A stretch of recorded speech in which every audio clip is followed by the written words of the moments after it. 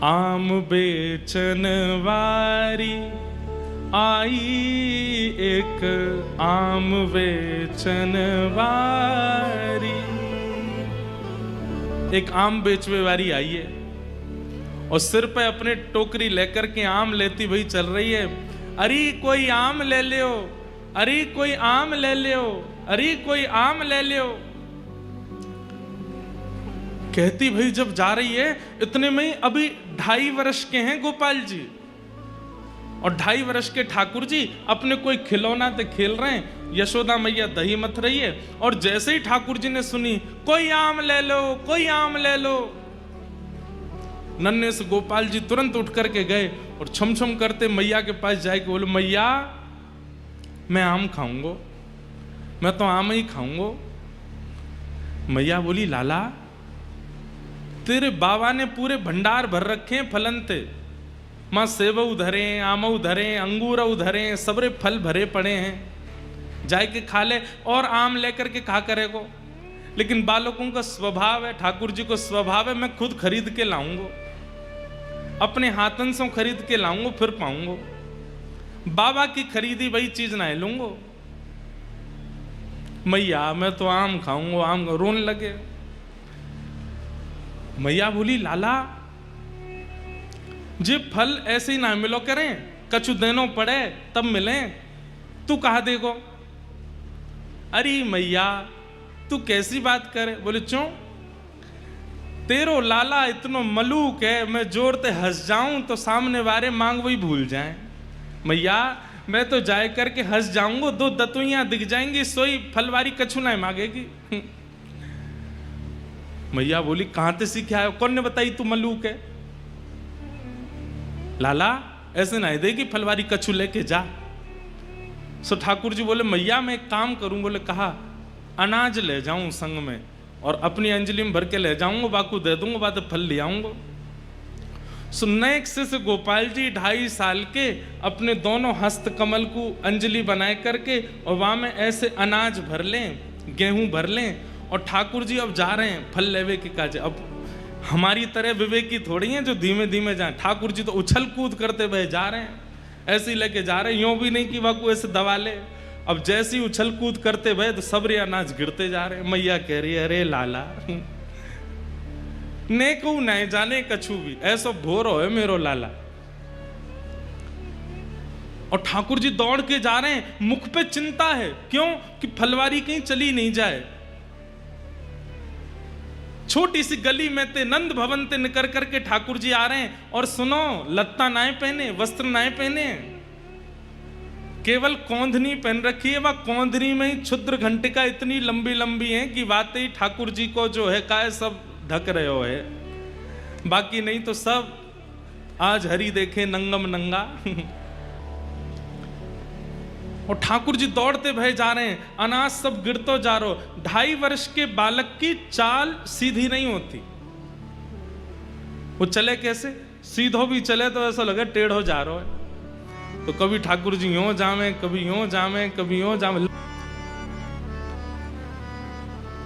इतने में ही वो फल बेचन वाली अपने सिर पर टोकरी रखे, अरे कोई आम ले लो, कोई आम ले लो, मीठे रसीले आम ले लो। कहती भाई जैसे ही आई और वाकई गलती ते दृष्टि पड़ गई, वह गली में जा गली ते नंद भवन ते ठाकुर जी अनाज लेके दौड़ते हुए आ रहे हैं। और जैसे ही देखी है ठाकुर जी की सूरत, भूल गई सब सुध बुध। ठाकुर जी की रूप कांति कैसी है। श्री कृष्ण करणामृत में श्री विल्व मंगल जी कहते हैं कि ठाकुर जी का जो तन है, वो तन तो ऐसा है जैसे कि मानो गहरा नील सरोवर, एक गहरा नील सरोवर, और उस गहरे नील सरोवर पर ये 2 आंखें ऐसी हैं जैसे मानो 2 कमल खिले हों, सबसे आकर्षक 2 कमल हों। और कभी कभी ठाकुर जी दौड़ भाग करें तो ठाकुर जी के गाल भी गुलाबी गुलाबी है जाएं, तो ऐसा लगे 2 कमल ऊपर और 2 कमल नीचे प्रकट है गए। ठाकुर जी की अंग कांति तो श्याम वर्ण की है, परंतु ये हस्त कमल ये भी गुलाबी हैं, चरण कमल ये भी गुलाबी हैं, ओष्ठ ये भी गुलाबी हैं। आहा, और बीच बीच में जो स्वर्ण के आभूषण मैया ने पहनाए हैं वो ऐसा लगे कि स्वर्ण कि कोई नील सरोवर में कोई ने दीप दान किया हो। तो सुंदर सुंदर सुंदर सुंदर दीप वह सरोवर में मचल रहे हैं। तो ऐसे ठाकुर जी की रूप कांति पर मानो जैसे स्वर्ण के आभूषण लगते हैं। आहा, ठाकुर जी वहां के सामने आकर के खड़े है गए।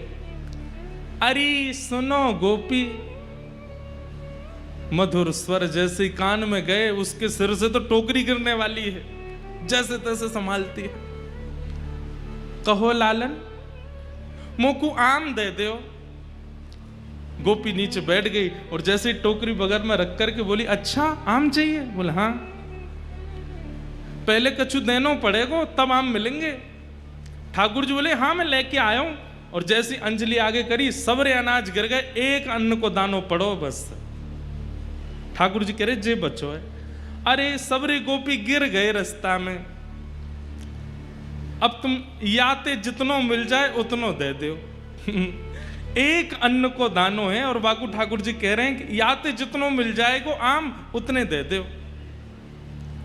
गोपी के नेत्र सजल हो गए, वो तो मुख कांति देख रही है, ठाकुर जी की मधुर बैन सुन रही है, नेत्रों में ही उसकी स्थिति है। गोपी बोली अच्छा, या के बदले जितनों मिलेगा उतना दे दूं? बोले हाँ दे दो। गोपी ने कही लाओ दो। जैसे गोपी ने हाथ कियो, ठाकुर जी ने एक अन्न को दानो वा के हाथ में दियो। गोपी ने संभाल करके धर लियो। अब तो लेकर के महाराज एक आम हाथ में, दूसरो आम दूसरे हाथ में, दूसरो आम और दियो, तीसरो आम और दियो। 4-5 आम ठाकुर जी को पकड़ा दिए। ठाकुर जी ऐसे खड़े है गए। 4 आमन में ही ठाकुर जी तो भर गए, छोटे से हैं। बस गोपी इतनो ही बहुत है। वो ना है, तुमने जो दियो बातें तो और ज्यादा मिलेगो, लेके जानो पड़ेगो। ठाकुर जी बोले अब कैसे देगी? तो गोपी अपनी एक चुनरी उतार करके ठाकुर जी की कमर पे बांधे और वह कमर में कस के बांधी वही चुनरी में एक आम यहाँ खोस दियो, एक आगे खोस दियो, पीछे खोस दियो, ऐसे करके चारों तरफ आम खोस दिए कमर पे। आज ठाकुर जी ने आम की कोंदनी पहनी है। आम की कोंदनी पहन रखी है।